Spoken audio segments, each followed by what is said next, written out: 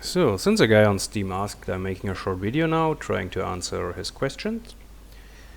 And the first question is it difficult to play solo self-found if you don't have a lot of knowledge? And my answer to that would be Path of Exile is a game of knowledge. You need hundreds of hours to build this knowledge.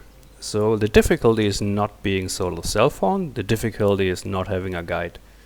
So when you start out and don't have a guide, you will probably make it through the campaign if you have experience with Diablo 2. I had 650 hours Diablo 2 and about 1.3k hours Diablo 3 before I started Path of Exile, and in my very first Path of Exile char I had no guide and no idea what I was doing, and I still made it through the campaign. But then in maps I had zero chance and I needed the forum to fix some stuff, and then I made a new char and was using a guide and it was much better. So currently I'm not using guides, but I have like 830 hours now in this game. And I mainly play hardcore solo self-found, so I have a lot of experience how to build my chars that they don't completely suck. So yeah, the answer to the first question is solo self-found is not a problem, but not knowing what you're doing is a problem, because this game is pretty complex. You have this passive tree, and you will basically have no idea how this works, and it takes hundreds of hours to figure it out. This is a tree that I made myself, and it's probably completely butchered and inefficient and could be much better, but it's good enough for me to clear like the first bosses and maps and stuff, like the Infinite Hunger and the Black Star, and on a little currency. So I don't have much currency here. All this stuff is probably worth 3 divines in total, I guess. Gloves are pretty terrible. This is pretty good. This is also pretty good, I would say. But overall nothing too special. Yeah, so solo self-found is not a problem, but not having knowledge is a problem. So use a guide. And where do you get the guides? And there are several options. And one of the options is PoE Ninja. You can go on builds, and then you can choose a solo self-found league, or maybe even solo self-found hardcore, and then you get lots of builds, and you can click on it, and then you can click on the PoB, which is here. And PoB is this tool that's basically a character planner, and download the community fork for it.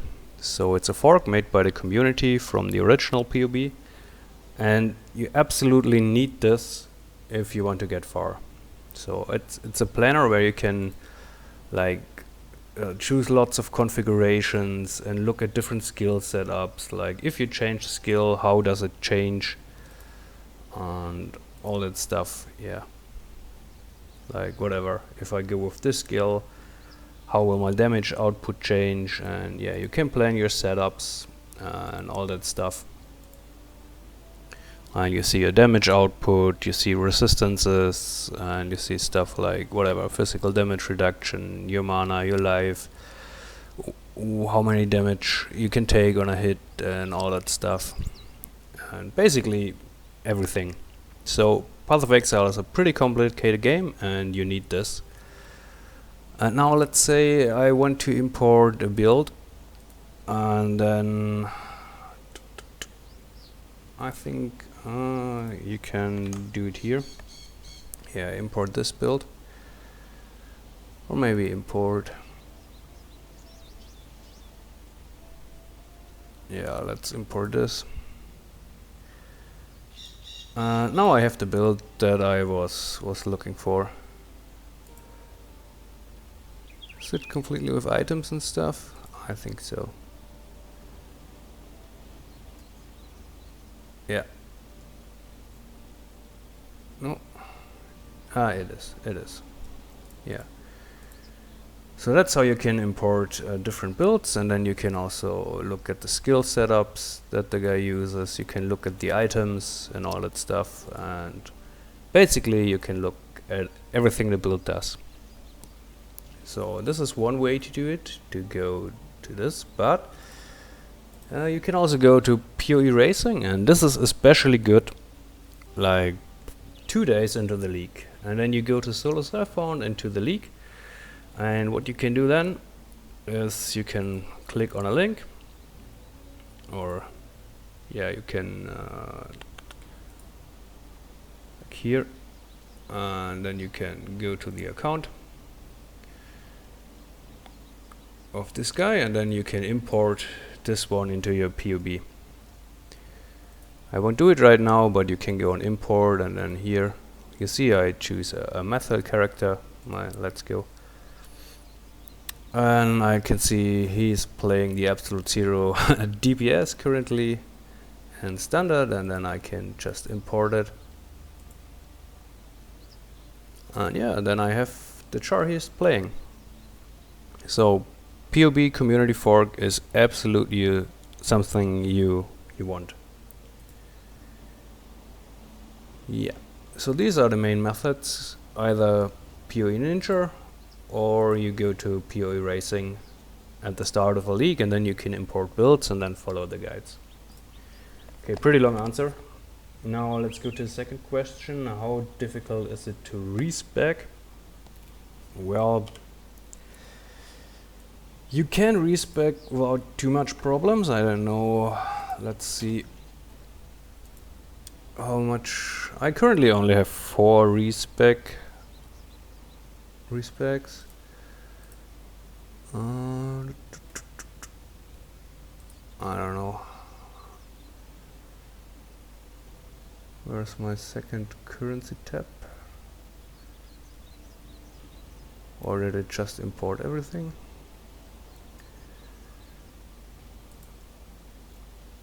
No, it didn't. Here it is. Yeah, there I have 4. And in my other currency tab I have 55. Yeah, so currently I could respec like 60 points. But you can also sell some of these or some of these.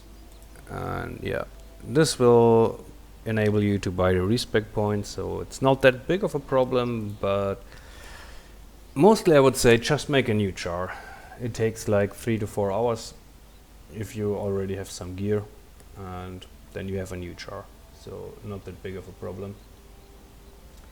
Is trading easier than in Diablo 2? Yeah, it's much easier. So what you do when you trade, like, I don't know, I don't even want to buy anything right now, but you go to this website, and then let's say, I don't know, you want something, let's say any weapon, and damage 300, whatever.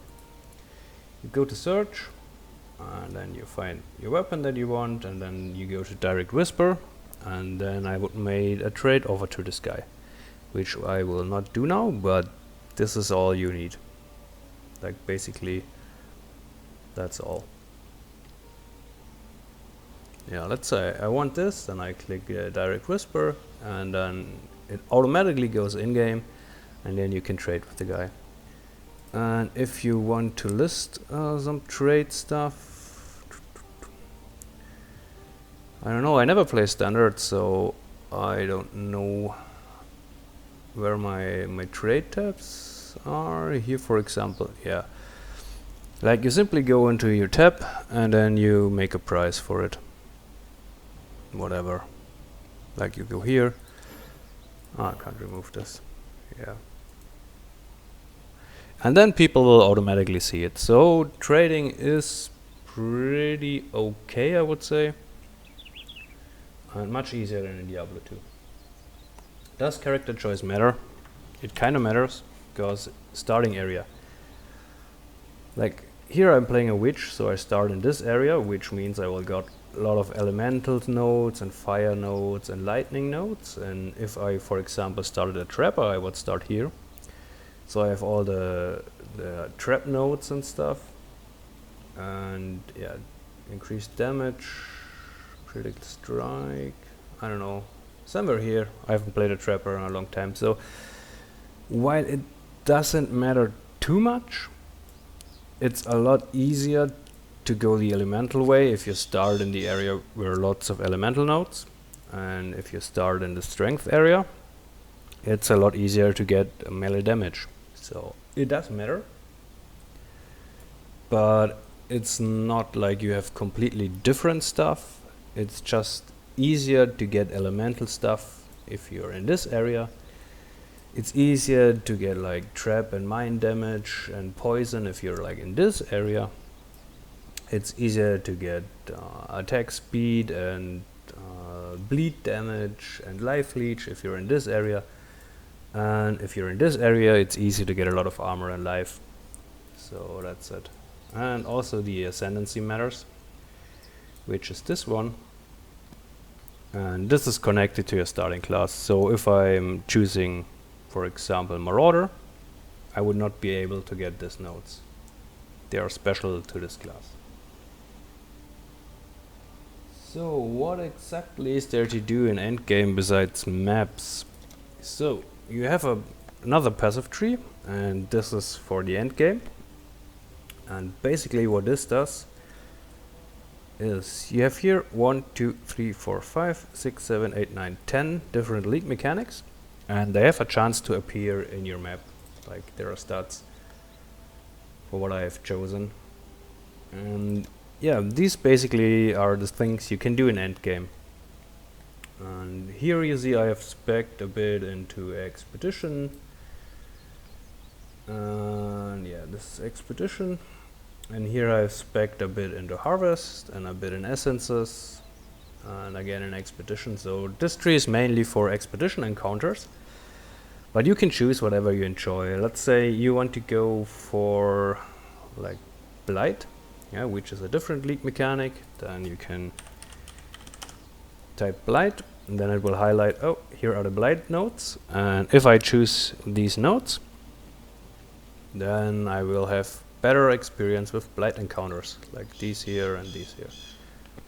So depending on what you will do, you have to spec your tree into it. So here, I don't know, Alva missions. Yeah, and you can also block stuff. Like, let's say I don't want to do breaches, then I can block breaches. So this means the other things will have a higher chance to appear.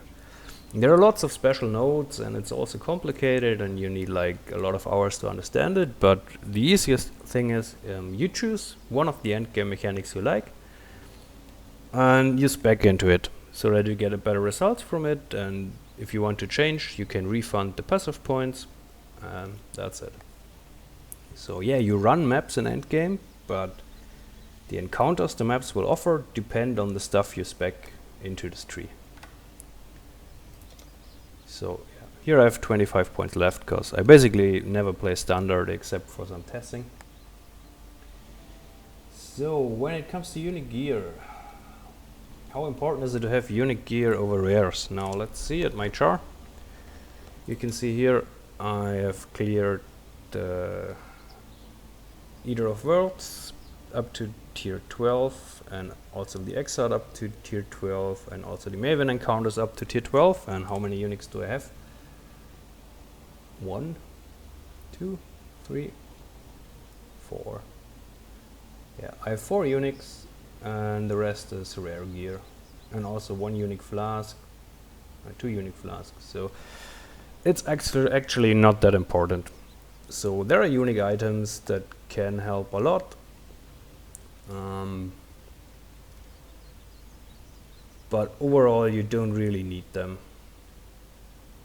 Yeah, rare items could be pretty good. Like for example, this helmet is not too bad. And yeah, I would say uniques in this game are nice to have, but not that important.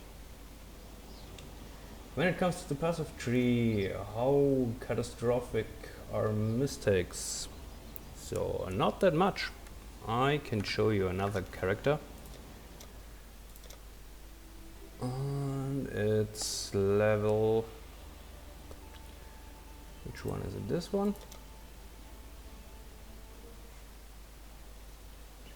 And yeah, this is a completely butchered passive tree, but it still works.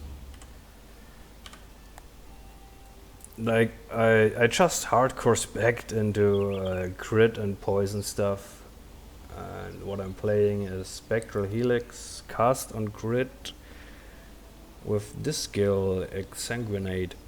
So, this is probably really, really bad and doesn't make any sense, but it works. So, not that important. It's more important that your game setup that you have here, that this makes sense, and also, yeah, how you set up the whole thing, and also how you play. And it's not important if this is perfect or not at all. So, last question, where do I find builds? Yeah, this is basically what I already explained. You can find them either in PoE Ninja or in Path of Exile Racing. And yeah, also I would advise you to use Filter Plate. That's basically it. So I don't know, do I have a map here? Yeah, I have one.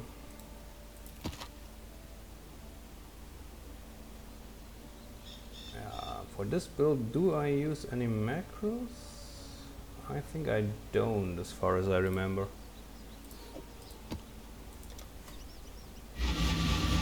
So this is a completely butchered tree. And still works. I use macros for this, but I have not activated them.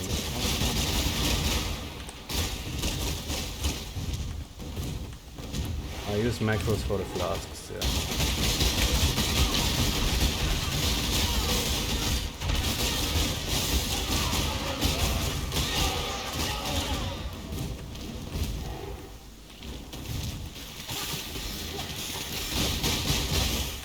Yeah, so you can see the build doesn't make any sense, still works.